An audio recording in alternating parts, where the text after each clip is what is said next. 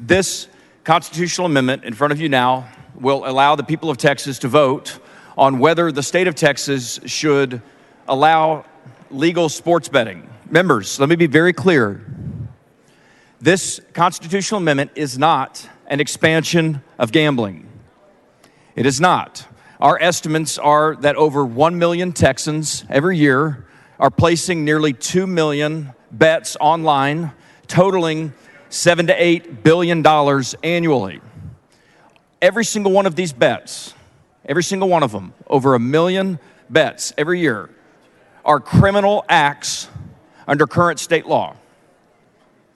If you picked up your phone right now, members, and you wanted to bet, you wanted to download an app to bet on tonight's, let's say tonight's Rangers game. Say you wanted to place a $50 bet on tonight's Rangers game or Astros so as to not lose votes.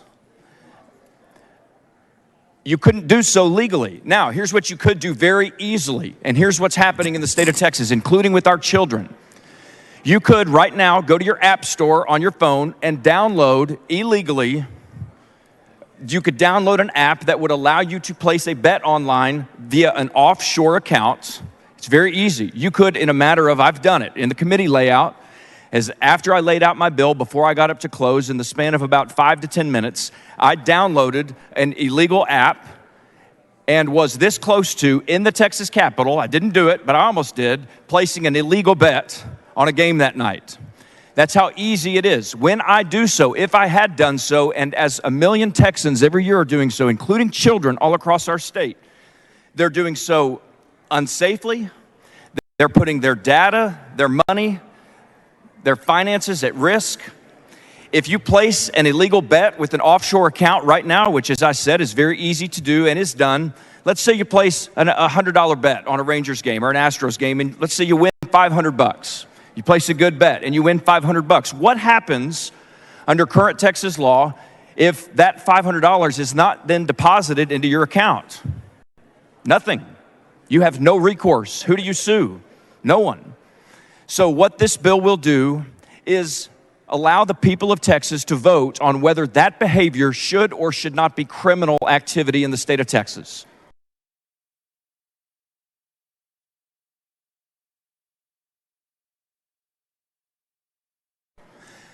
I believe, members, and you know that I've worked very hard on criminal justice reform over the years, as have many of you. And this House, I think, has taken the right position when it comes to criminalization. I believe strongly that we should criminalize things and criminalize people that we're scared of, not just people that we're mad at. This constitutional amendment will allow the people of Texas to legalize, to allow these people to come out of the shadows, and it will put forth a regulatory framework that will protect Texans who are already doing this now. To my Republican colleagues who care what former President Trump has said to say about sports betting. President Trump, a big fan of sports betting, has said whether your state has it or whether you don't have it, you still have it. Whether you have it or you don't have it, you still have it. Right now, there are 35 states since 2018, when the United States Supreme Court told the states that we could do this, that no longer was it federally regulated and the states needed to decide for themselves. Since 2018, in that decision, 35 states, plus D.C. and Puerto Rico, have authorized some form of sports betting. That includes conservative states like Louisiana, Tennessee, Arkansas, Arizona, Iowa, and others. So, members, I believe that we should allow the over 1 million Texans who are placing sports bets every year to come out of the shadows, to do this legally, to put forward a regulatory framework that, yes, protects them and that decriminalizes this behavior. That's what this does. Members, I would ask that you allow the people of Texas to vote on this. It is not an expansion of gambling. This is simply allowing what is currently taking place in the state of Texas to be done in a non-criminal and yet constitutional way. And with that, members, I'm happy to take questions. Mr. Toth, for what purpose? Will the gentleman yield for questions? The gentleman yield for questions. He yields. Yes. Mr. Leach, thank you for your layout. Have you considered the issue that goes with this? that will drag money out of Texas. We continue to hear the argument that we need to do this so that we will have more tax revenue, but what about the prevailing fact that this is money that's going to leave our economy? Representative Toth, The House always wins. Well, I don't think you just heard a word out of my mouth about revenue. I didn't say one thing about revenue. Is there revenue to the state? Yes. Isn't there an argument for revenue? Isn't that the whole idea of why we're doing this? That is a part of this, but I didn't mention the word revenue. You did. No, I know, but this has been part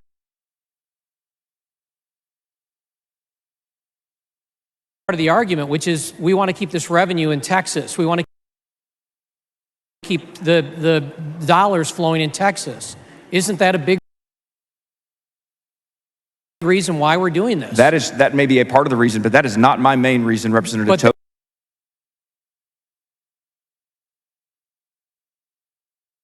At all. And in fact, I understand that's your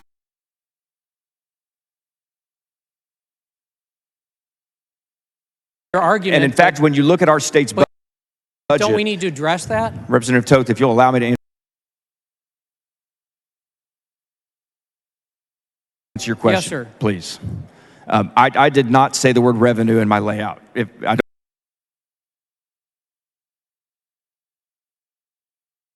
don't believe I said it at all. Is there revenue to the state? Yes. Is it not insignificant? Yes. Is it substantial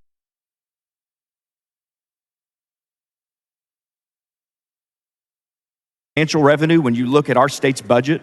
When you look at the fact that we're the 9th largest economy in the world, if you were to go ask Chairman Bonin or Finance Chair Huffman in the Senate, the money that's coming in from this bill is a significant amount of revenue. Look, it's going to equate, several $100 million eventually in revenue to the state, but put that aside. And I believe that we should ask the people of Texas to put that aside. And the question that I've posed to the body here and what I would pose to the people of Texas on all sides of this issue, on both sides of the political aisle, is this activity, again, over 1 million Texans right now, Representative Toth, are doing this right now. And the question for us primarily, fundamentally, at its core is this activity that should be criminal under the state of Texas, or do we, like I do, value freedom and liberty and trust our citizens to make what decisions are in the best interest of them and their families? You mentioned a quote about whether you're going to vote, whether you're going to decide on gambling. You have it with. Can you give us that quote again? I can't. I didn't hear the question. Can you hear?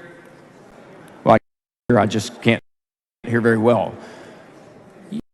You just restate the question. You brought a quote at the beginning of your layout about whether to decide on it. Are you talking about President Trump's quote? Correct, yes. Yeah, I think the quote was, in so many words, when it comes to sports betting, whether you have it or you have it, you have it. Representative Toth, this is activity that exists right now in the state of Texas. Correct. And it's not going anywhere. That's a revenue-driven response, though, isn't it? At the end of the day, you're simply saying you're going to have it whether you're having it legally or illegally, correct? No, not necessarily. And in fact, importantly, if you do want to talk about an important revenue aspect of this, one of the things that's not happening right now, the state is realizing no revenue from this right now. But if you want to talk about what we can do with the revenue and pursuant to the bill, we will do with the revenue, 2% of whatever comes in will be spent on and appropriated towards problem gaming education and problem gaming efforts. So right now we will be able to, with those 1 million Texans who right now are placing illegal bets, we will regulate those, we will decriminalize them, we'll make them constitutionally allowed, and we'll also use a significant portion of that revenue to educate the state, educate our kids, educate people of all ages about the problems and the challenges that can be associated with gaming. And that right now is money that's not being spent by the state, but I think appropriately should and will.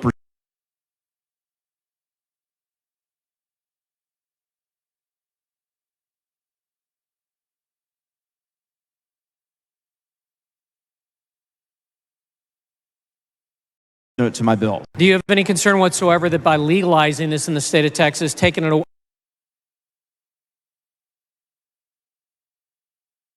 as you're saying, out of the closet,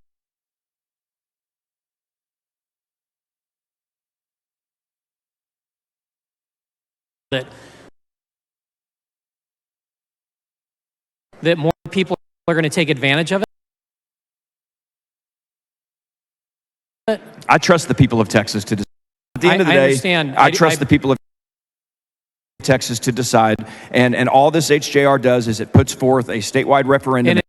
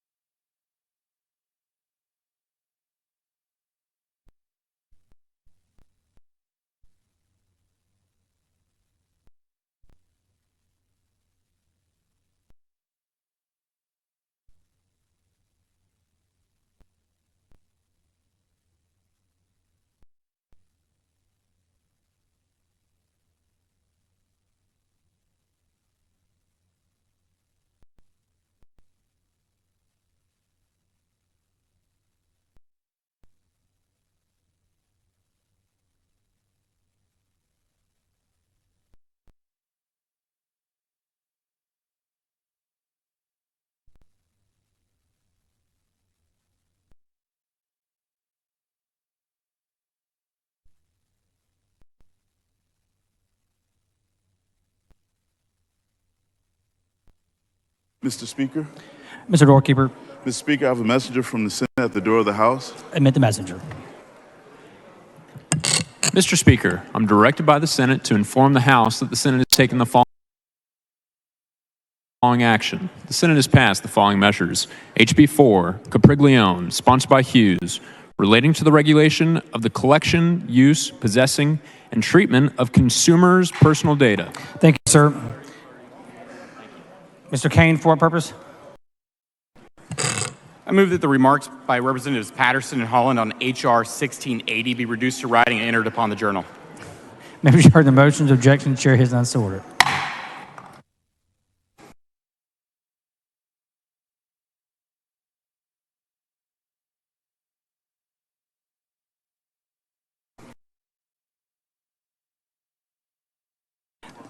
The following amendment to the amendment, the clerk will read the amendment.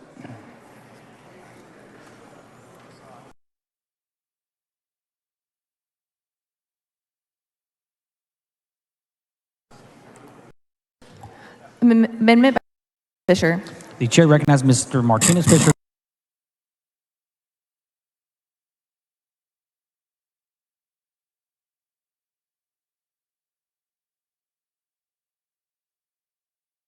Explain the amendment to the amendment. Thank you, Mr. Speaker. Members, that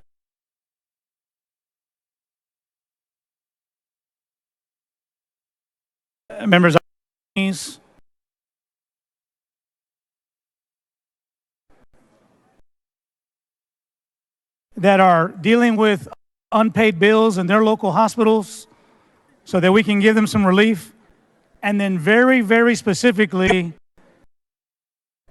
prioritize our rural hospitals that are closing. And we know that the hospitals that are closing, we haven't been able to lean into that too much. But if there is an opportunity for $1 billion of future money, then I say we ought to apply it where we need it the most. And so if you are a rural member and you have a rural hospital that's struggling to pay the bills, this amendment to the amendment is for you. if you have a county that does what it can to provide health care, because we can't turn people away when they come to the hospital sick. Somebody pays the bills at the end of the year, and that's typically our constituents and ourselves when we get that property tax assessment and that assessment goes up. Now we have another stream of revenue coming in to help pay the bills. May not solve the entire problem, but at least it's a start.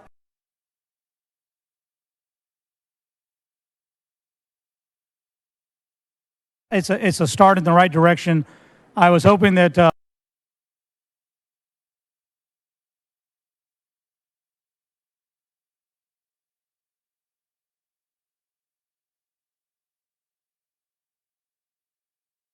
Chair Leach would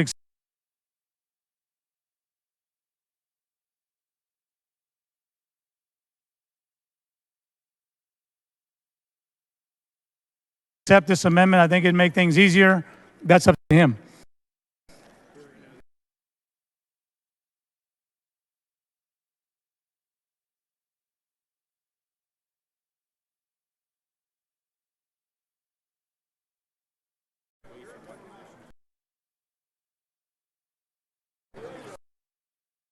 The chair recognizes Mr. Leach in opposition to the amendment to the amendment. Thank you, Mr. Speaker. Members, with all due respect to my colleague and friend, Representative Martinez Fisher, I have to ask that you oppose this amendment with me. I just haven't had any time to vet this, members. I know it's been a busy session, but this bill's been filed for at least a couple months, and would have loved to have had this discussion with Representative Martinez Fisher before today, but I have not had the time with myself, with any of you.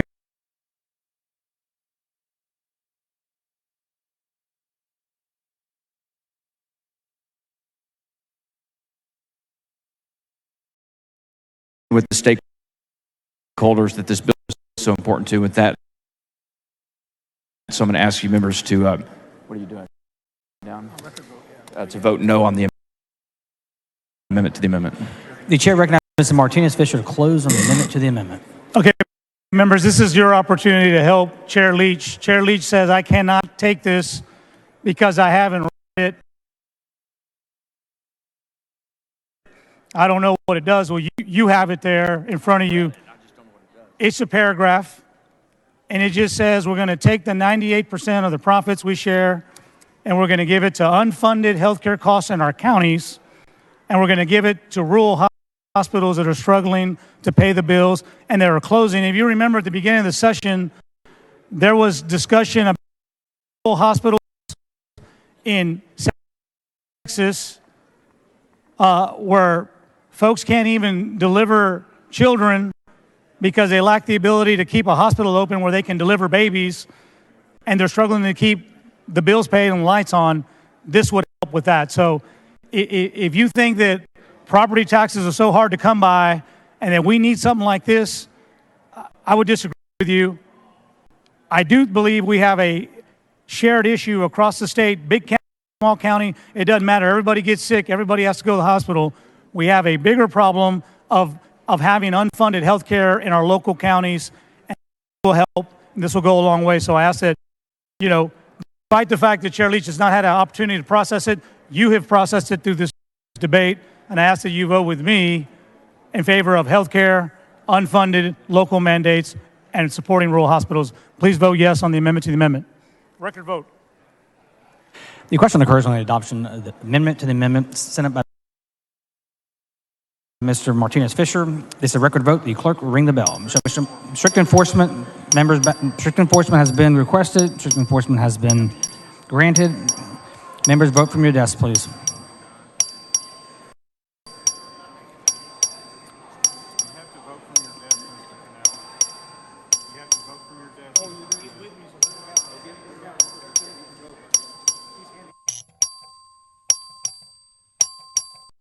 Have all members voted? There being 63 ayes, 71 nays, the amendment to the amendment fails to adopt. The chair recognizes Mr. Leach to close on the amendment. The amendment? Move adoption to the amendment. Mr. Leach sends up the amendment. The amendment is acceptable to the author. This is a record vote. The clerk will ring the bell. This is a record vote. The clerk will ring the bell. Strict enforcement voters, members, please vote from your desk.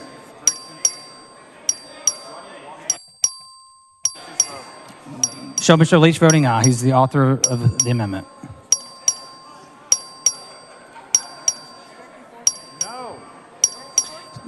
You may not vote for other members under strict enforcement. Please vote only for yourself. Have all members voted? There have been 103 ayes, 29 nays. The amendment is adopted.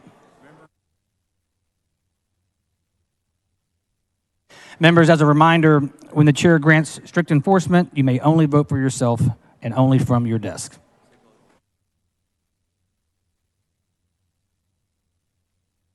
The following amendment, the clerk will read the amendment.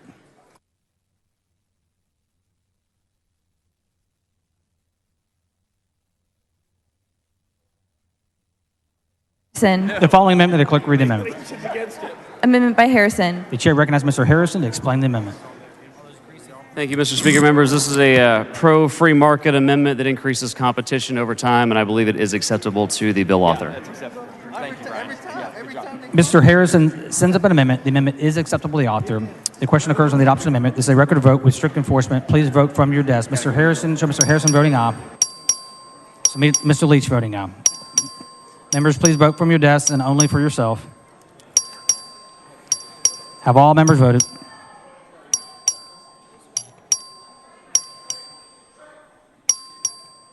Please vote from your desk, members. I can't.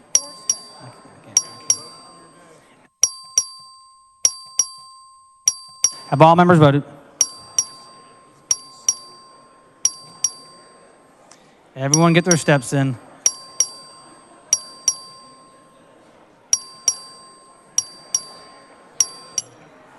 Have all members voted? There have been 113 ayes and 17 nays. The amendment is adopted. The following amendment, the clerk will read the amendment.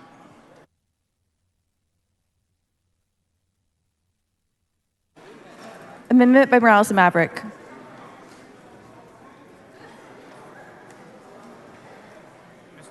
Is Mr. Morales and Maverick on the floor of the House?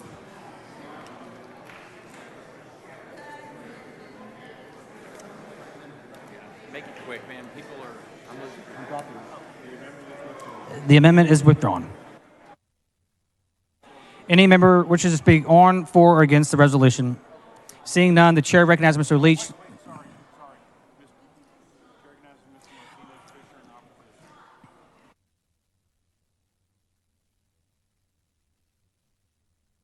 The chair recognizes Mr. Martinez Fisher in opposition to the amendment.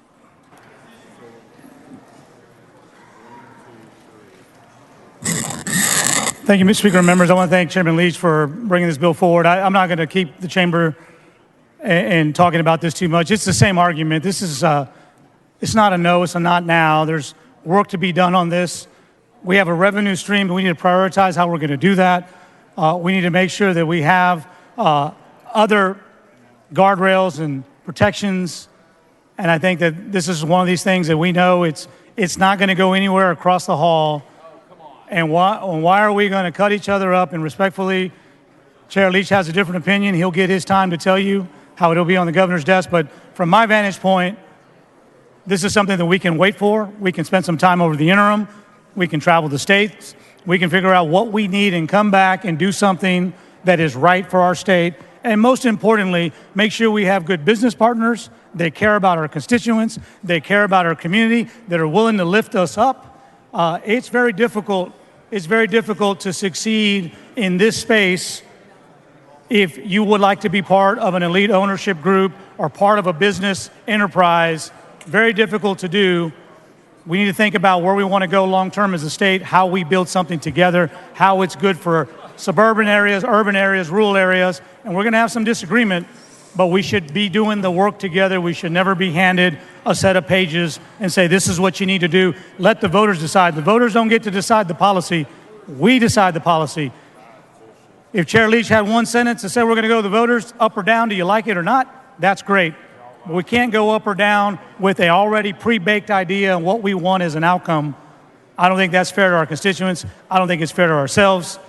And I think you demonstrated that in the prior vote. I hope you could continue to show some consistency. Please vote no on the HJR. Thank you. The chair recognizes Mr. Canales in favor of the resolution. Mr. Speaker, members, so we've heard a lot about revenue. We've heard a lot about gambling. What I want to talk to you is about freedom. Who are we to tell people what to do with the dollar they have in their pocket? We're not building casinos with this bill. We're not building brick and mortar. We're allowing people to play a game of chance. So if you've got E-Trade, if you trade stocks online, that's a game of chance. What's the difference? What's the difference? Unless you're betting on the Cowboys. Let me tell you what the problem is here. We talk a lot about freedom in this chamber. We talk a lot about liberty. So I'm allowed to go into a store and spend money on a shirt, but you're going to tell me what to do with my money online now? Come on. The reality is this, that what Chairman Leach told you is we are potentially criminalizing millions of Texans already today. For what? Because we want to tell them how to spend their money? This is not about gambling. This is about us dictating to Texans what they can and can't do with the dollar they have in their pocket. If you vote against this, you're not about liberty, you're not about freedom, you're about locking people up for deciding what to do with their own money. Vote for this HJR, for freedom, for liberty.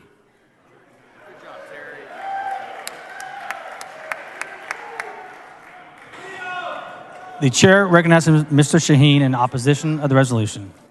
Thank you, Mr. Speaker. Members, I laid out for you the concerns, the grave concerns I have with casinos. Online gambling is worse, and here's why. At least you have a physical, geographic restriction on casinos. Now we're talking online. Now we're talking every Texan. 30 million Texans have access to online gambling. And here's the issue. When you go into a casino, you are dealing mostly with cash. With your device, you're dealing with a credit card. Read the legislation, the enabling legislation, it specifically calls out credit cards. And if you look at the statistics, 60%, hear me members, 60% of children gamble online. I can promise you, the industry last year spent $1.9 billion across the nation marketing their services. They are targeting your children, not necessarily you. And quite frankly, this very proposition was voted on in California and it went down by 83%. Now, normally I don't hold up California as an example, but I am today, and that's because of the concern of online gambling with children and the impact it has on our children. We talk a lot on this floor about protecting children. This vote is to protect children. I can promise you they will target your children. I'm in the technology industry. They have algorithms to target your children. When your children goes on social media, there's demographic information. They know the age of your child, and they're targeting your child with gambling ads because they know their age. We're talking about credit cards here, members. I ask you to vote no. Thank you.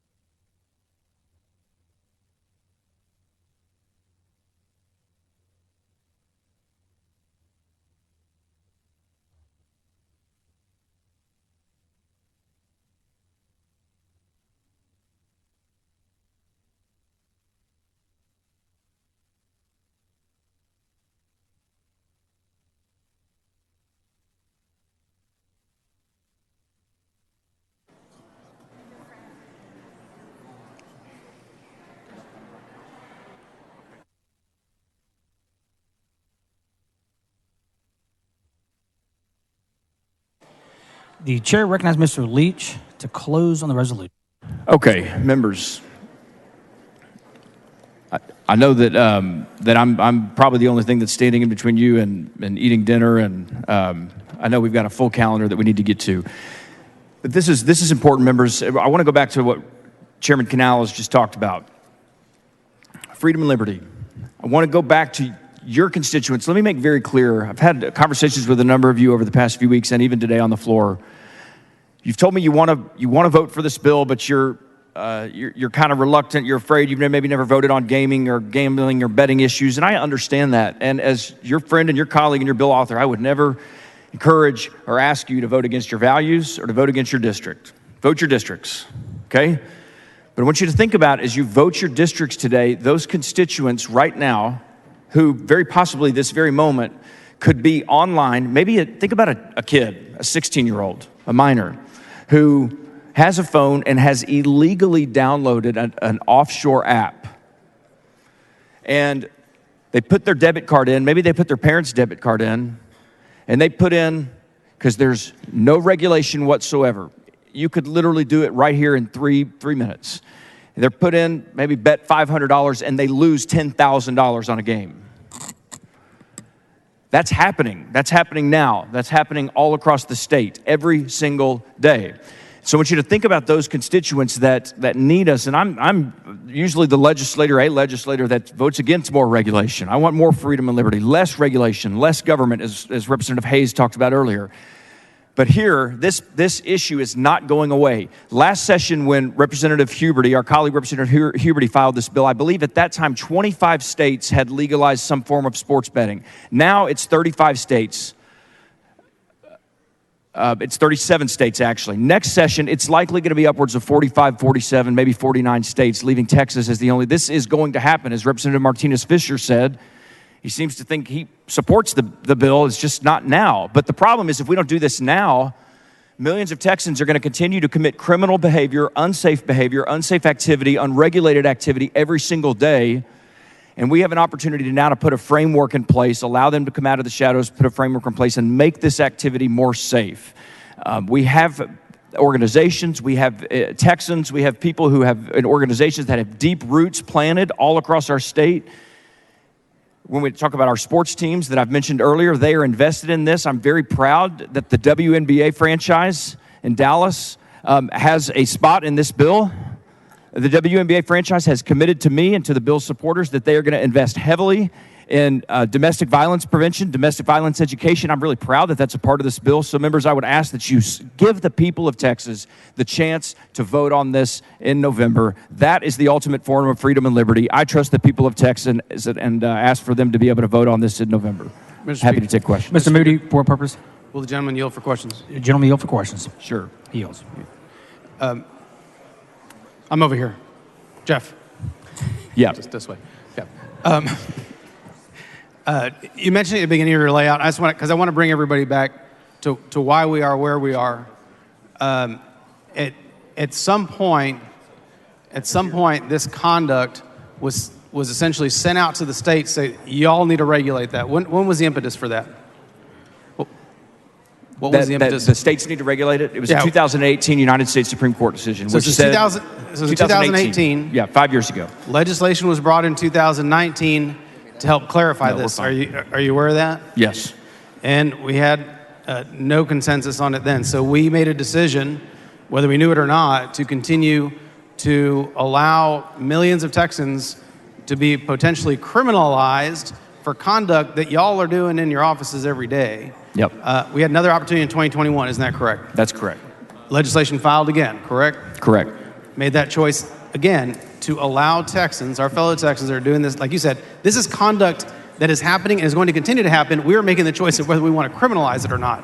That's correct. And so I appreciate you doing this, and I don't know why it's taken so long, but hopefully this is the end of the story and we can take care of this once and for all. I agree completely. I'm proud to have your support, Representative Moody. Members, I'd ask that you stick with me. Let's let Texans vote to legalize sports betting in Texas. And with that, members, I move passage.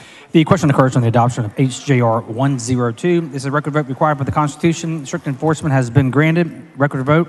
The clerk will ring the bell. Show Mr. Leach voting aye.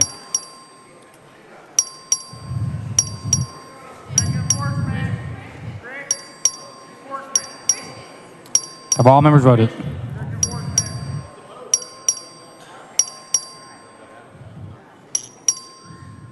Have all members voted?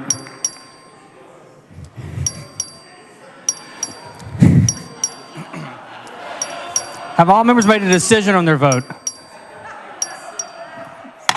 There'll be 97 ayes and 44 nays.